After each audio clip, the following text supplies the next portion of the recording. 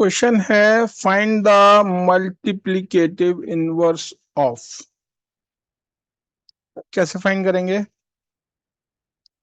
Multiplicative inverse होता है reciprocal of the given fraction. अब प्रॉब्लम ये है कि ये जो नंबर लिखा है ये एक मिक्स्ड फ्रैक्शन है, तो सबसे पहले हमें इसका इम्प्रॉपर फ्रैक्शन लिखना पड़ेगा। और जब हम इसका इम्प्रॉपर फ्रैक्शन लिखेंगे तो ये आ जाएगा 8 × 1 = 8 + 1 9, यानी कि 9/8। माइनस का है तो माइनस का साइन भी लगा देंगे। ठीक है, ओके। अब ये आ गया हमारा ये आ गया हमारा इम्प्रॉपर फ्रैक्शन, और इसका मल्टीप्लिकेटिव इनवर्स हो जाएगा। एक स्टेटमेंट लिख देते हैं। क्या लिखेंगे? देखिए, मल्टीप्लिकेटिव इनवर्स ऑफ, ठीक है, मल्टीप्लिकेटिव इनवर्स ऑफ -9/8 = -8/9। समझ आया? तो इन शॉर्ट ये है कि जो -9/8 है उसका जो मल्टीप्लिकेटिव इनवर्स होगा वो होगा 8/9। और रही बात माइनस का साइन, तो वो चाहे यहाँ लगाओ, यहाँ लगाओ, यहाँ लगाओ, जहां दिल करे वहां लगाओ, लेकिन लगाना पड़ेगा। ओके, यानी अगर नेगेटिव फ्रैक्शन दे रखी है तो उसका जो मल्टीप्लिकेटिव इनवर्स निकलेगा वो भी नेगेटिव आएगा। समझ आया? दूसरे वाले का देख लेते हैं। दूसरे वाले में भी सेम, पहले इसको इम्प्रॉपर फ्रैक्शन बनाते हैं। 3 × 3 = 9 और 1 10, 10/3। और फिर वो स्टेटमेंट कि मल्टीप्लिकेटिव इनवर्स ऑफ 10/3 = 3/10। ये लो, आसान काम था। ठीक है, दूसरा क्वेश्चन देखो। दूसरे क्वेश्चन में लिखा हुआ है arrange the numbers in ascending order. अब एक दिक्कत आएगी क्योंकि इनके जो डिनोमिनेटर्स हैं वो सेम नहीं है, यानी कि ये लाइक फ्रैक्शंस नहीं है। तो लाइक कर लेते हैं सबसे पहले। लाइक करेंगे तो देखो, 4, 16 और 8 अगर देखा जाए तो 4, 16 और 8 का एलसीएम निकालेंगे आप तो 16 आ जाएगा। ठीक है, एलसीएम निकालना आता ही होगा सबको। नहीं आता हो तो मेरी पुरानी वीडियोस में ढूंढना, मिल जाएगा कहीं ना कहीं। ओके, तो जब हमें पता लग गया कि एलसीएम है इसका 16, तो हम 1/4 को 16 डिनोमिनेटर के साथ लिखेंगे। वो कैसे होगा? 1/4 को 4 से मल्टीप्लाई करेंगे और 4 से ही डिवाइड करेंगे, तो ये हो जाएगा 4/16। 13/16 को कोई चेंज नहीं करना क्योंकि ये पहले से ही 16 डिनोमिनेटर के साथ है। 5/8 को मल्टीप्लाई करेंगे 2 से, डिवाइड भी 2 से करेंगे, तो ये हो जाएगा 10/16। अब आप देख सकते हो सबसे छोटा जो रैशनल नंबर है वो है 4/16, उससे बड़ा 10/16, उससे बड़ा 13/16। और क्योंकि हमें डिसेंडिंग में लिखना है तो बड़े से छोटा, तो बड़े से छोटे में क्या होगा? देखो, ये फर्स्ट नंबर पे आएगा, ये सेकंड नंबर पे आएगा, और ये थर्ड नंबर पे आ जाएगा। समझ आया? आसान काम था। पहले एलसीएम लिया, एलसीएम लेके आइडिया ले लिया कि कौन बड़ा है कौन छोटा है, फिर बड़े से छोटे में अरेंज कर दिया, हो गया डिसेंडिंग ऑर्डर। आगे देखते हैं। आगे क्वेश्चन है the product of two rational number is -14/27 if one of the numbers be 7/9, find the other. अब ऐसे वाले केस में क्या है कि हम x लेट कर लेते हैं, ठीक है। तो इसमें एक स्टेटमेंट लिख देंगे कि let x be the other number, ये। इसके बाद अकॉर्डिंग टू क्वेश्चन, तो अकॉर्डिंग टू क्वेश्चन करेंगे तो क्या आएगा, the product of two rational numbers, तो एक तो x है, दूसरा इन्होंने दे ही रखा है 7/9, और प्रोडक्ट दे रखा है -14/27 या 14/27, ठीक है। इम्प्लाइज यानी कि इसके आगे वाला जो स्टेप है वो x इक्वल्स टू हो जाएगा -14/27 मल्टीप्लाई बाय, देखो अगर x 7/9 से मल्टीप्लाई हो रहा है लेफ्ट हैंड साइड में, तो जब राइट हैंड साइड में आप जाएंगे 7/9 को लेके, तो आप इसे 9/7 से मल्टीप्लाई कर देंगे, ठीक है, रेसिप्रोकल से कर देंगे। तो 7 × 1 = 7 और 7 × 2 = 14, माइनस का है तो -2 हो जाएगा, 9 × 1 = 9 और 9 × 3 = 27, तो ऊपर आ गया -2 और नीचे आ गया 3, तो जो रिक्वायर्ड नंबर है वो है -2/3। बात समझ आई? नहीं समझ आई तो देख लो, अगर आप 7/9 को -2/3 से मल्टीप्लाई करोगे तो क्या आएगा, 7/9 मतलब जो नंबर दे रखा था हमें वो, और 2/3 जो हमारा आया है, इन दोनों को अगर आप मल्टीप्लाई करोगे तो क्या आएगा, मल्टीप्लाई में क्या होता है, न्यूमरेटर न्यूमरेटर से मल्टीप्लाई होता है, डिनोमिनेटर डिनोमिनेटर से मल्टीप्लाई हो जाता है, तो 7 × 2 = 14 और 9 × 3 = 27, ठीक है। तो वही आ रहा है ना जो हमें दे रखा था प्रोडक्ट, ये देखो, यानी हमारा आंसर सही है, लो चेक भी कर लिया, आंसर सही है। आगे करें,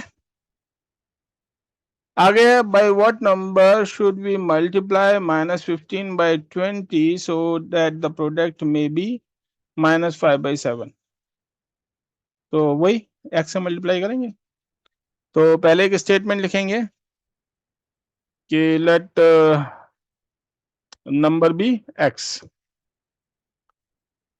late x be the required number, ये लिख लिया। और इसके बाद फिर अकॉर्डिंग टू क्वेश्चन, इसके बाद करते हैं अकॉर्डिंग टू क्वेश्चन, तो अकॉर्डिंग टू क्वेश्चन क्या होगा, according to question ATQ, x multiply by -15/20 gives -5/7,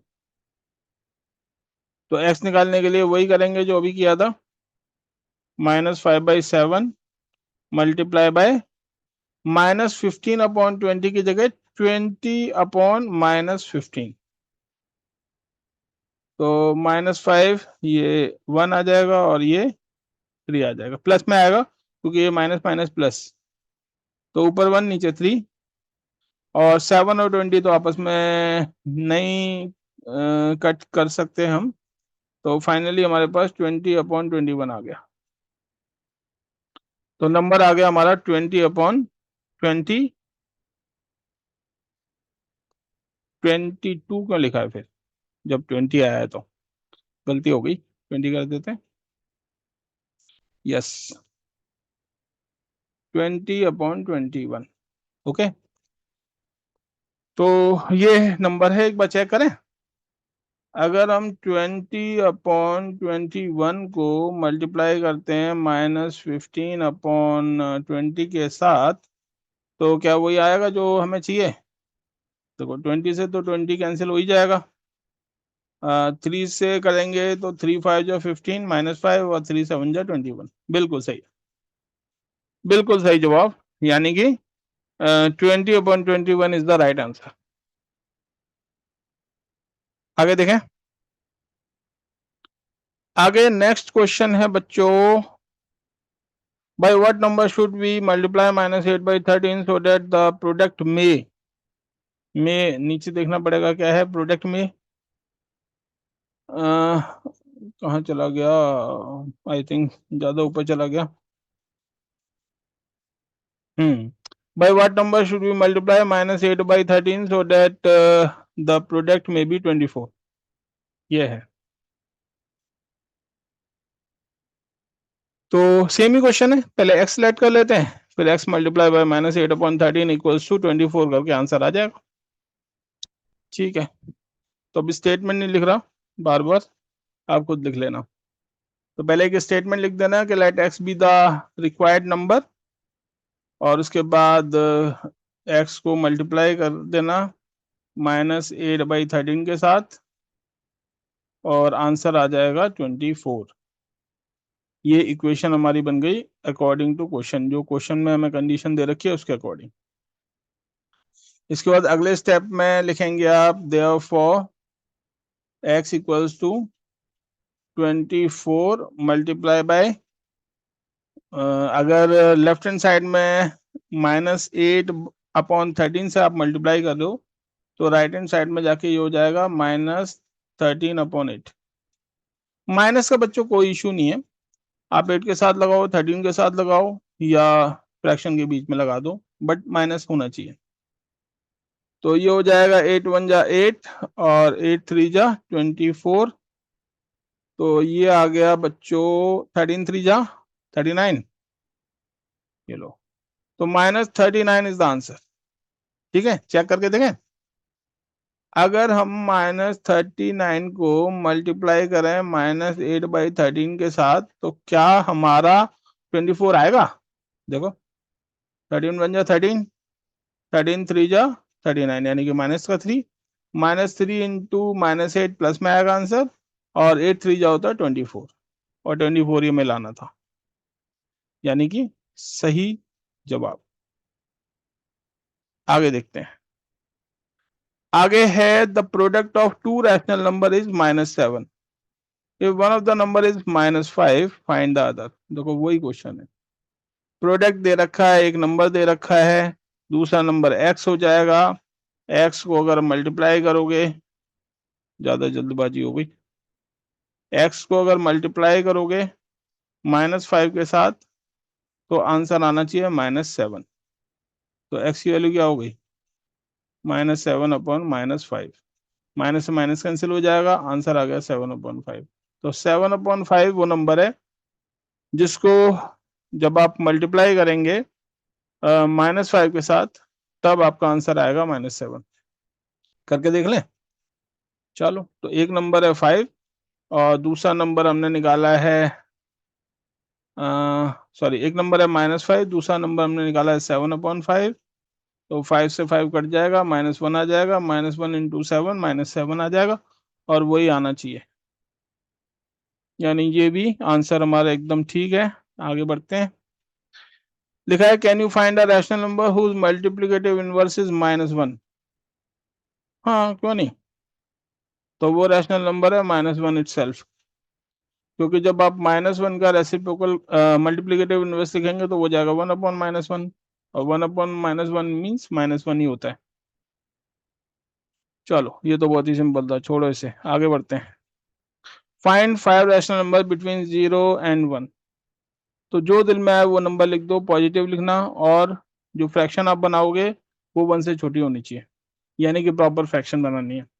तो जो मर्जी जो दिल में आए आप लिखो, लेकिन प्रॉपर फ्रैक्शन बनाना, यानी कि न्यूमरेटर छोटा और डिनोमिनेटर बड़ा, और प्लस क्या होना चाहिए नंबर। जैसे 1/5 लिख सकते हैं आप, 2/7 लिख सकते हैं, 100/101 भी लिख सकते हैं, मतलब जो दिल में आए वो लिख देना, कोई दिक्कत नहीं।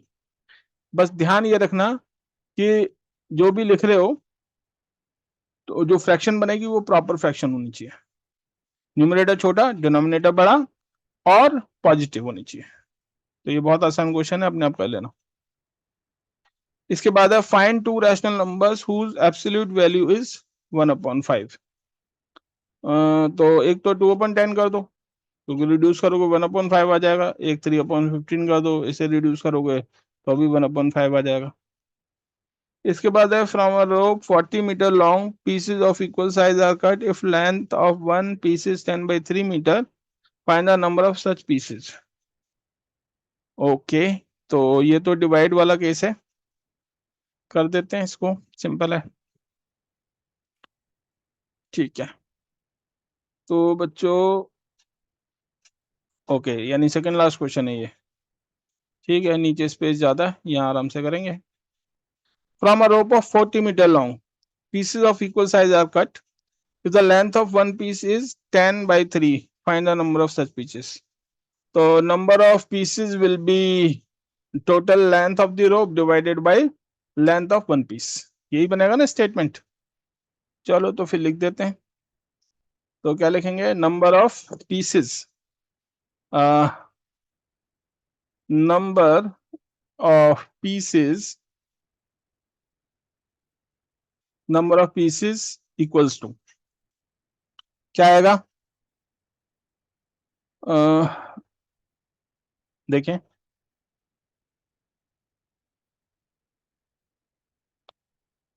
एक लाइन ड्रॉ कर लेते हैं। ओके, और इसके बाद न्यूमरेटर में लिख लेते हैं लेंथ ऑफ द रोप। हाँ, तो ये आ जाएगी length, length of the rope. ठीक है, और डिवाइडेड बाय इसमें आप लिख सकते हैं length of the, length of a piece. तो ये आ जाएगा लेंथ,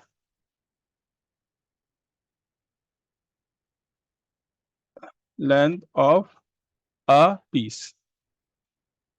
ठीक है, ये हो गया। अब क्या है, बस वैल्यू सब्स्टिट्यूट करो। तो जब हम वैल्यू सब्स्टिट्यूट करेंगे तो क्या आएगा, तो लेंथ ऑफ द रोप कितनी है 40 मीटर्स, तो लिख दीजिए 40। लेंथ ऑफ पीस कितनी है 10/3। हमें पता है कि जब हमें फ्रैक्शन को डिवाइड करना होता है तो हम डिवाइड नहीं करते बल्कि मल्टीप्लाई करते हैं रेसिप्रोकल से, यानी 10/3 से जो डिवाइड करना था हमने डिवाइड नहीं किया, हमने मल्टीप्लाई कर दिया 3/10 से। तो 10 1 जा 10 और 10 4 जा 40 और 4 3 जा 12, तो आंसर आ गया 12, यानी कि 12 पीसेस। तो we can get 12 such pieces. ठीक है, चलो आगे देखते हैं। आगे है क्वेश्चन नंबर 135। लिखा है 5.5 meters long rope is cut into 12 equal pieces, what is the length of each piece. क्या करेंगे, आई थिंक फॉर्मूला तो सेम लिख सकते हैं। हम्म, तो फॉर्मूला हम सेम लिख सकते हैं, तो लिखें सेम फॉर्मूला। ओके, लेकिन थोड़ा सा चेंज करके लिखना पड़ेगा। देखिए, यहां लिखेंगे length of each piece, length of each piece equals to, फिर एक लाइन ड्रॉ कर लेते हैं,